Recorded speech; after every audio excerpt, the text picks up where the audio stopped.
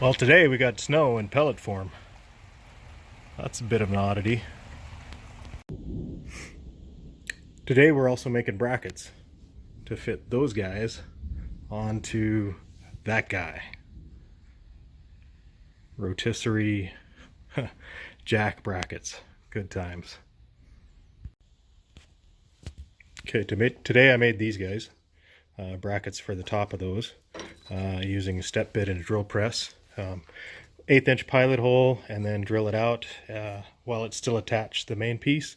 Makes it a lot easier to handle, and then chop it off over there to the appropriate length.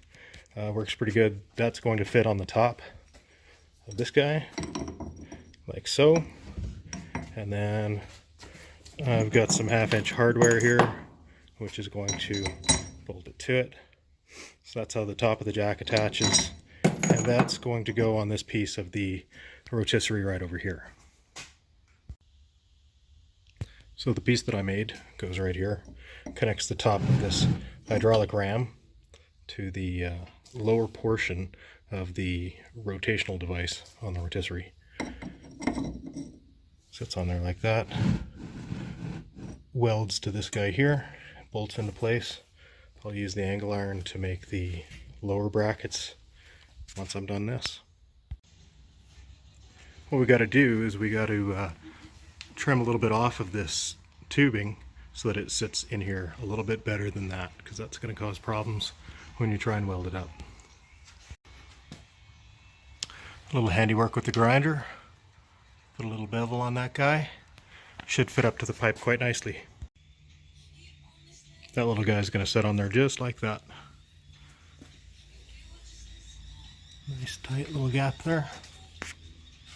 Looks pretty good. I'll take it.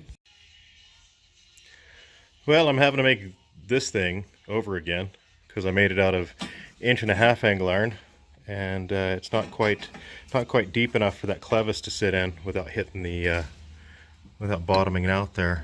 I don't know if you can see the hole doesn't quite make it to the top of that clevis hole, and that's going to make it hard to bolt up if the bottom's hitting the bottom there. So I got some 2-inch angle iron, and I'm just making these, which I'll need 4 of these, 2 for each end. They'll butt up behind each other. I've already made one. What they'll do is they'll butt up next to each other like so on the bottom of the rotisserie. Here's the rotisserie piece here, and so on the bottom this guy here will sit here. I'll knock the overhang off on each side, but weld those together and weld that to that, and that'll provide a solid base for that hydraulic ram to sit so that I can raise and lower the car.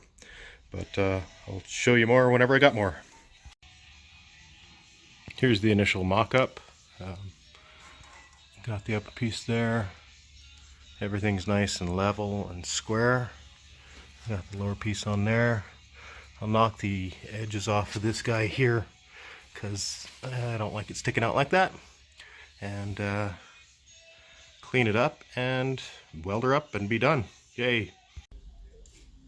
There we go. Got the brackets welded on, got her bolted up. Looks pretty good down in there. Welds aren't super pretty, but I don't really care. This guy here was binding up, so I took a flap disc and cleaned it up a little bit. It's still got a little bit of a bind. I cleaned up the inside as best I could in there, and I'll show you what I did. I made a little tool, which I think I broke it.